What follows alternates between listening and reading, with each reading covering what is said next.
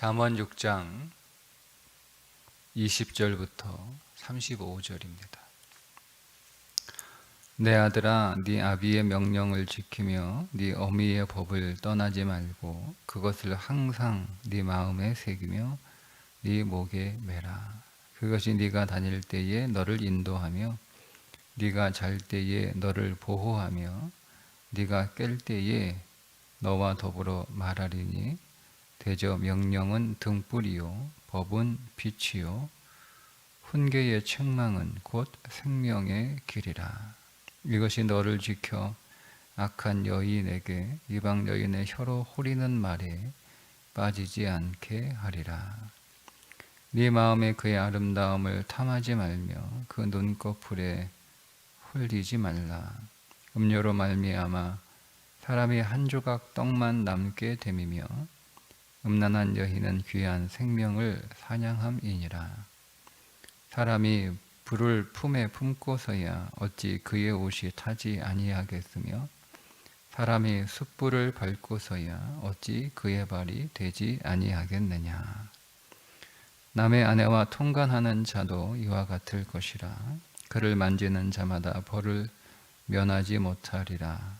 도둑이 만일 줄일 때에 배를 채우려고 도둑질하면 사람이 그를 멸시하지는 아니하려니와 들키면 7배를 갚아야 하리니 심지어 자기 집에 있는 것을 다 내주게 되리라. 여인과 간음하는 자는 무지한 자라. 이것을 행하는 자는 자기의 영혼을 망하게 하며 상함과 능욕을 받고 부끄러움을 씻을 수 없게 되나니 남편이 투기로 분노하여 원수 갚는 날에 용서하지 아니하고 어떤 보상도 받지 아니하며 많은 선물을 줄지라도 듣지 아니하리라. 아멘. 12번째 강화인데 내용은 간음하지 마라. 간음에 대한 경계입니다. 24절에 보면 이것이 너를 지켜 악한 여인에게 이방 여인의 혀로 호리는 말에 빠지지 않게 하리라. 이 호리는 말이라는 단어가 이게 매끄럽다 이런 뜻이거든요. 달콤하다, 듣기에 달콤하다. 그러니까 살살 넘어가는 말로 호리는 악한 여인, 그 이방 여인. 예, 그 말씀드린 것처럼 악한 여인, 이방 여인, 뭐 음녀 다 같은 단어, 같은 의미입니다. 예, 거기에 빠지지 않게 조심해라. 결국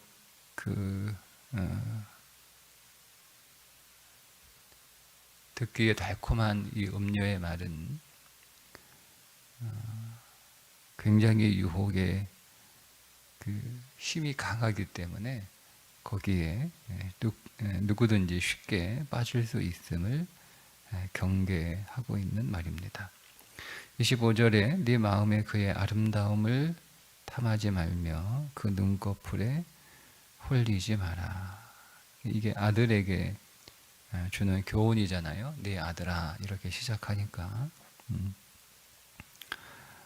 그러니까 아직 정신적으로 성숙하지 못한 그런 성숙함을 갖추지 못한 아들은 깊은 통찰력이 없어서 그냥 눈에 보이는 것만이 전부인 것처럼 그러니까 그 눈에 보이는 것에 이렇게 넘어가는 거예요.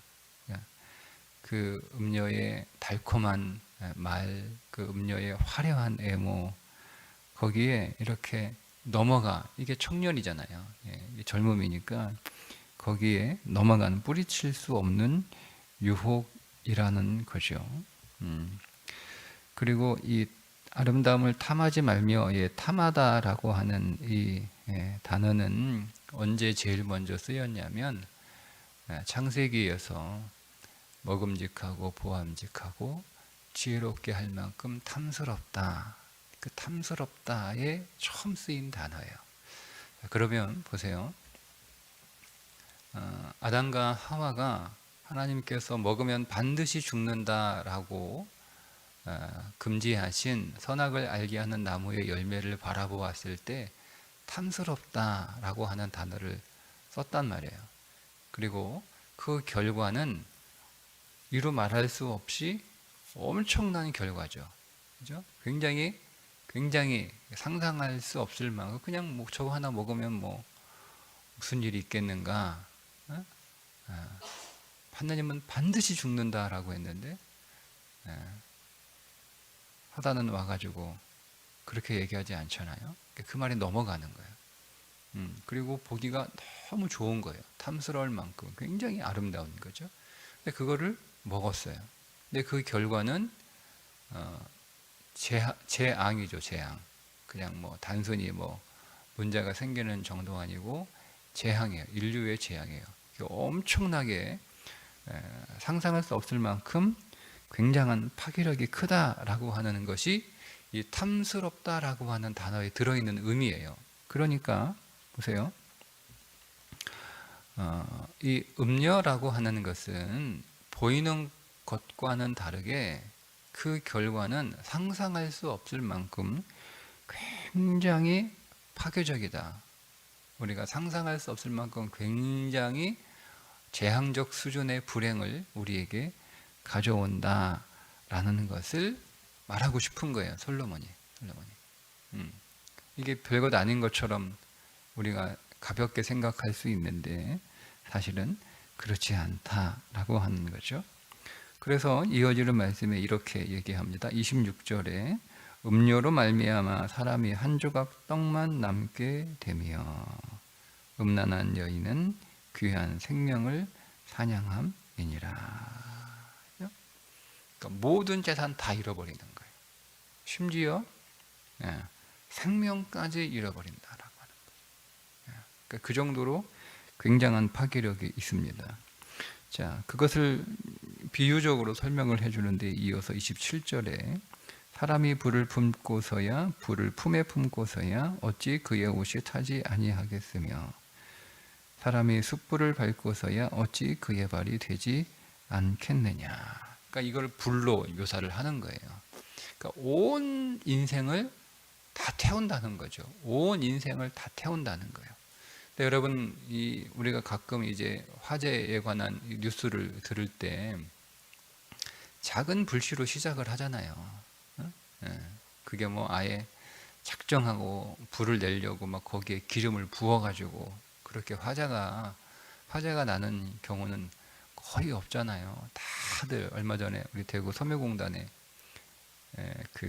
이 폐기물 처리장이죠. 고물상 같은데 거기에서 작은 불씨 하나가 터진 거잖아요. 작은 불씨 하나가 고물상도 다 태워버리고 옆에 있는 섬유공장까지 다 태우고 뭐 상상할 수 없는 엄청난 피해를 입혔잖아요. 우리가 가끔 이제 이 뉴스에서 이제 환절기가 되면 화재 산이 막 이렇게 불타는 그런 뉴스를 접하게 돼요. 그게 뭐 사실 다들 뭐 그냥 생각 없이 버린 담배꽁초 뭐 그런 작은 불씨 아닙니까? 봄날에 뭐 이렇게 들판 좀 태우려 하다가 불씨가 날아가 가지고 그 불씨가 마른 풀에 붙어가지고 온 산을 태우잖아요. 수십만, 수백만, 수천만 평의 산을 다 불태워 버리잖아요. 작은 거예요, 작은 거. 그게 간음이라는 거예요. 그래서 오늘 이 간음이라고 하는 것은 작은 것이지만 그것은 우리가 방심하면, 우리가 우습게 보면 별것 아닌 것으로 생각해서는 안 된다는 거죠. 온 인생을 다 태워버릴 수 있다라는 겁니다. 자, 그런 의미가 이어지는 29절에 나오는데요. 남의 아내와 통간하는 자도 이와 같을 것이라. 그를 만지는 자마다 벌을 면하지 못하리라. 그러니까 만지는 거야. 만지는 거잖아요. 만지는 거. 예. 만진다라고 하는 내용은 이 음행의 첫 출발이 아주 작은 것에서 시작하는 거예요. 아주 작은 것에서. 아주 작은 것, 아주 작은 행동 하나에서 이 간음이 시작되기 때문에 그 작은 행동 하나를 경계하라는 거예요. 그러니까 이 간음에 있어서는 어떤 틈도 주지 말라는 거죠. 어떤 틈도, 어떤 틈도, 어떤 틈도 주지 말라는 거예요. 그냥 이성 사람 어깨 툭 치고 이렇게 건드리고 하는 그 작은 것, 하는 거, 예? 그냥 그냥 가볍게 던지는 말 한마디, 이거 다 그냥 만나서 차 한잔 마시는 거, 이거 다 거기에서 시작된다는 거예요. 처음부터 그렇게 대놓고 작정하고 그렇게 시작되는 게 아니라는 거예요. 서서 이렇게 불과 같은 것이어서. 그러니까 이 작은 행동, 원래 이 만지다라고 하는 말은, 이 단어는 문자적으로 보면 그냥 건드리다, 손을 대다 이런 뜻이거든요. 가볍게 건드리다, 가볍게 손을 대다 이런 뜻이에요. 거기에서 시작이 되는 거니까 이것은 그냥 단순히 그냥 이 건드리고 손을 대는 그런 물리적인 행동만을 의미하는 게 아니라 심리적 의미까지 다 담겨 있는 거예요. 그러니까 그런 심리적인 작은 마음의 움직임, 작은 마음의 어떤 이 유혹과 그 넘어감이 이미 거기에는 뭐예요? 불씨가 떨어진 거예요. 불씨가. 그거 빨리 그냥 처리하지 않고 끄지 않으면 그 불씨가 온 인생을 다 태워버리는, 내 인생에 큰 화재를 일으키는 일이 된다는 거예요. 그러니까 솔로몬 아들에게 그 작은 행동 하나조차, 작은 흔들리는 마음조차 용납하지 말라는 거예요. 아들에게 하는 얘기가 그 말을 하지 말라는 거예요. 네. 여러분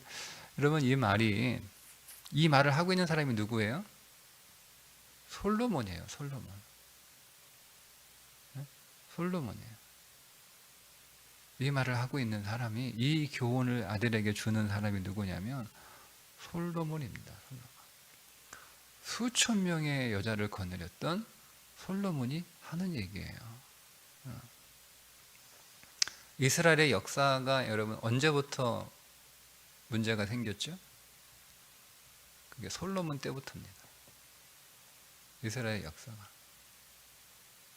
솔로몬 때 이스라엘 역사가, 솔로몬이 잘 살아서 우리는 솔로몬이 문제가 없다고 생각하는데, 이스라엘이 망해서 바벨론 포로로 끌려가 하나님의 심판을 받을 수밖에 없었던 지경에 이르게 된 게 언제부터였냐면 그 시작이 솔로몬이에요. 결국 자기 말대로 된 거잖아요. 작은 불씨 하나가 온 인생을 다 태운다라고 했던 것처럼 그의 여성 편력이 온 나라를 완전히 불태워 결국 멸망하게 하잖아요. 그렇게 된 거예요. 자기가 말한 대로. 그러니까 우리가 이런 의미가 있는 거죠. 솔로몬이 그 사실을 깨달은 거예요. 뒤늦게.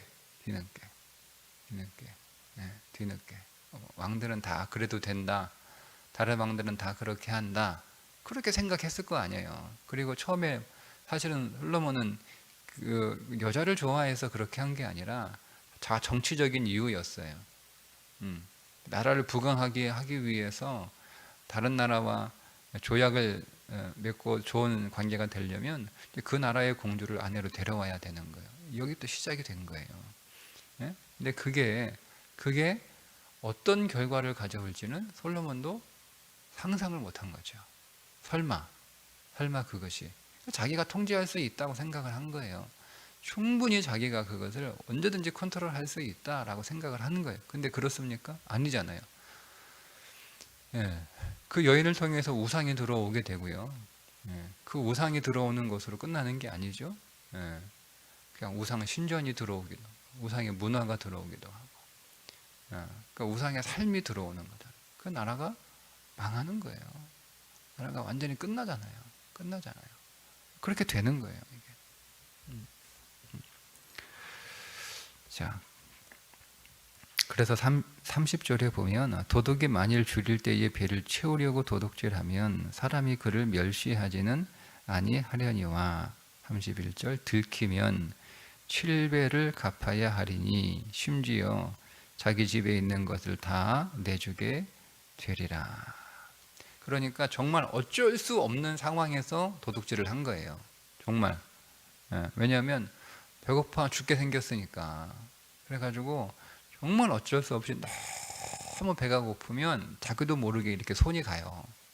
너무 배가 고프면 내가 좀 훔쳐 먹어야지 이게 아니라 너무 배가 고프면 여러분 한번 그거 경험해 보셨는지 모르겠는데 너무 배가 고프면은요 그냥 자기도 모르게 손이 가요. 살기 위해서. 이거 본능이에요. 본능. 그래서 우리가 얼마든지 이해가 되죠. 그죠? 근데 안 들키면 문제가 없는데 이게 들켜버리면 충분히 이해가 돼요. 충분히 이해가 돼. 이게 인간의 본능이니까 얼마나 배가 고팠으면 저걸 또 가져갔을까 다 이해가 돼요. 그래도 들키면 예외가 없는 거예요. 7배를 갚아야 되는 거예요. 7배를 갚아야 되는 거예요. 네. 사람들한테 다 비난은 받지 않을지라도 그 법은 엄중한 거니까. 그래서 그거를 갚기 위해서 잘못하면 자기 전 재산, 자기 집에 있는 것들을 다 내줘도 모자랄 만큼 그렇게 될 수 있는 것처럼 간음은 그런 게 아니에요. 간음은 내가 막 나도 모르게 그냥 배고파 가지고 막 본능적으로 그게 아니잖아요. 간음은 치밀하게 계산된 거예요. 네. 치밀하게 계산된 거예요. 네. 그러니 여러분 이 간음의 결과가 얼마나 여러분 엄중하겠어요? 그래서 얘기합니다. 32절에 여인과 간음하는 자는 무지한 자라. 이것을 행하는 자는 자기의 영혼을 망하게 하며. 그러니까 이 잠언에서 잠언 15번의 강화에서 간음에 대한 강화가 3번 나와요. 앞에 8강화에서 한번 나왔죠. 오늘 12강화에 한번 나와요.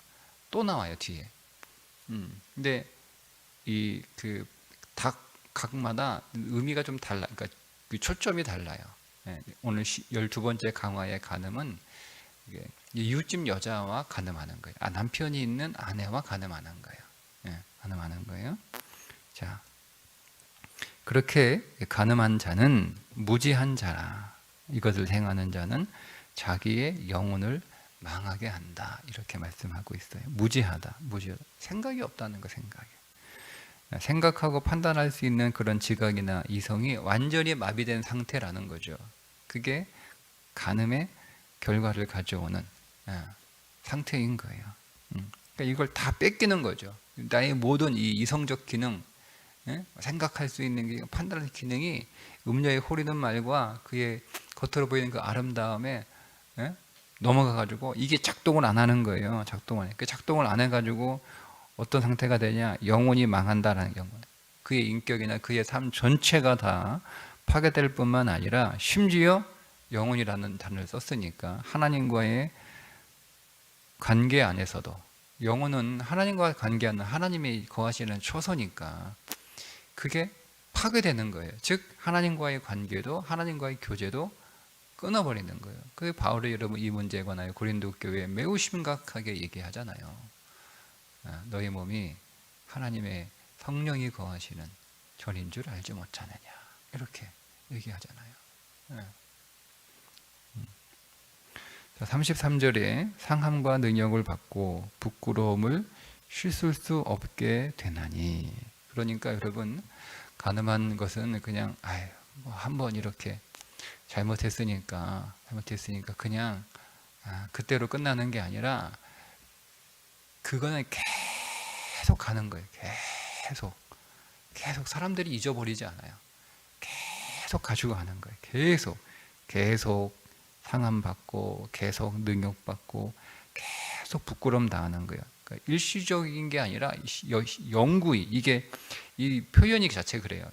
계속 그냥 한번 간음하면 그냥 창피당하고 벌 받고 형벌 받고 부끄러움 당해 이게 아니고 한번 가늠하면 그게 계속 그 형벌이 이어지는 거예요. 계속 사람들한테 능욕 당하는 거예요. 계속 부끄러움 당하는 거예요. 계속. 예. 심지어 35절에 보면 남편, 그 상대 여자의 남편이죠. 그 남편에게 어떤 보상도 남편이 받지 않아요. 어떤 보상도 받지 아니하며 많은 선물을 줄지라도 듣지 아니하리라. 이렇게 선물도 소용없어요. 그러니까 계속 잘하고 미안하고 사과하고 해도 남편이 그 남편이 뭐뿐만 아니라 내가 아무리 잘해도 내가 아무리 사람들에게 선물을 주면 인생을 살아도 사람들은 용서하지 않는 거예요. 이게 가능해요. 네. 그러니까 여러분 우리가 뭐 지나간 일 가지고 왜 그래 여러분 이렇게 말할 수 없는 거예요. 그게 안 된다는 거예요. 성경은. 그러니까 애초에 시작도 하지 마라. 그런 마음도 품지 마라. 작은 건드리고 작은 손을 대는 행동조차도 하지 마라. 마음에 요동하는 것조차도 용납하지 마라. 이렇게. 이게 여러분 솔로몬이 얼마나 후회를 하면 자기는 돌이킬 수 없는 거예요. 자기 인생을. 이미 깨달았을 때는 늦어버린 거죠. 얼마나 후회를 하면 이것을 이렇게 그 아들에게 한 번 얘기하는 것도 아니고 3번에 걸쳐서 계속 똑같은 교훈을 전하고 있는지, 이렇게 무서운 것이다 라고 하는 거죠. 네. 오늘도 우리 인생 안에, 물론 여러분 이거 그냥 제가 오늘은 여기 영적인 해석을 더하지 않았어요. 괜히 그렇게 했다가 이게 희석될 것 같아서. 그래서 그러니까 우리는 물론 이 성경에서 간음이라고 하는 것은 단순히 육체적 간음만을 얘기한 건 아니에요. 영적인 간음이 사실 더 심각한 거죠. 세상을 사랑하고 하나님을 배반하고 하나님을 배역하고 하나님을 대적하는 삶. 근데 여러분 이게 시작이 뭐예요? 이스라엘 그 성막에, 이스라엘 성전에, 솔로몬의 지었던 그 성전 안에 우상이 들어오고 그 이방 신전이 세워진 게 그 출발이 뭐라는 거예요? 솔로몬의 간음인 거예요.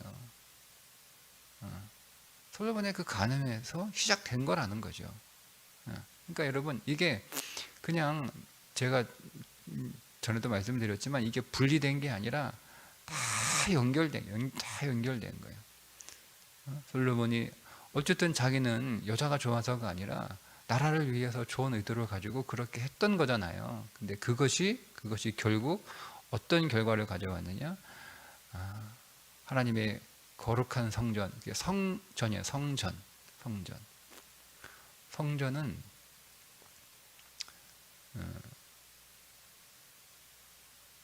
성경에 성막을 표현하는 그 부르는 용어가 3개잖아요. 성막, 장막, 회막, 이렇게 다르잖아요. 같은 곳을 그렇게 3가지로 불러요. 의미가 다른 거예요. 성막이라고 할 때는 거룩한 곳이란 뜻이에요. 그러니까 오지 말라는 거예요. 오지 마. 거룩하니까 접근하지 마. 이런 뜻이에요. 그런 의미를 담을 때는 성막이라고 표현을 합니다. 장막이라고 하나님이 거기에 임재하고 계시다. 하나님이 계시다. 그런 의미를 전달할 때는 장막이라는 뜻을 써요. 회막이라고 단어 쓸 때는 만나잖아요. 그죠? 하나님이 우리를 만난다. 우리가 하나님을 만난다. 이런 의미를 전달할 때는 회막이라고 한 단어를 쓰거든요. 그러니까 성막. 이게 이제 성전이 되잖아요. 성전. 거룩한 곳이에요. 오지 말라는 거예요. 오면 죽는다는 거예요. 그곳에 이방 신상을 세웠어요. 이방 우상 제단을 거기에 만들어 놨어요. 거기까지 가는 거예요. 거기까지. 이게 결코 작은 일이 아니라는 거죠. 근데 세상은 그런 개념 없잖아요. 그죠? 세상은 그런 개념 없어요. 세상은요, 심지어 요즘 보면 이 음란이, 그때는 옛날에는 음란이 외설이었잖아요. 옛날에는. 그죠? 그러니까 말도 꺼내는 거, 그런 말 하는 자체가 사람이 품에 떨어지고 사람이 불량하고 사람이 수준이 좀 저질이고 이런 시대였단 말이에요, 옛날에는. 지금은 이 음란한 그 대화, 이게 뭐 그냥 뭐라고 해야 되나요? 그런 거를 나쁘게 보면 좀 답답한 사람이고, 그런 거를 막 이렇게 얘기하는 사람들은 좀 뭔가 좀 개방적이고 좀 더 앞서가는 사람, 뭐 이런 그 시대가 됐어요. 그 사회는 다 무너집니다. 다 무너집니다. 교회가 이 성에 관하여 민감한 이유는 예, 단순히 종교적 이유 때문만은 아니에요. 그 파괴력이 엄청나기 때문에 우리 성경에서 그것을 보니까 한 나라가 망했잖아요. 나라가 망합니다. 세상이 망합니다. 그래서 여러분, 적그리스도를 요한계시록에 뭐라고 표현하죠? 음녀라고 표현합니다. 바벨론의 음녀라고 표현합니다. 다른 많은 단어들인데 왜 굳이 그거 갖다 쓰겠어요? 그 시작이 그렇다는 거예요. 우리가 그리스도의 신부로 오직 그리스도만 사랑하고, 오직 그리스도만 만나고, 오직 그리스도만 교제하고, 오직 그리스도만 교통할 수 있기를 주님의 이름으로 축복합니다. 기도하겠습니다. 하나님 아버지, 음란한 음행하는 세상에서 우리 교회를 지켜주시고, 우리 성도들을 지켜주시고, 우리의 마음을 지켜주시고, 우리 안에 죄의 본능을 주께서 붙잡아 주셔서 그것이 우리 안에 나타나지 않도록 늘 우리 안에서 생명으로 역사하여 주셔서 우리의 생명을, 우리의 영혼을, 우리의 믿음을 안전하게 지켜 주옵소서. 예수님의 이름으로 기도드리옵나이다. 아멘.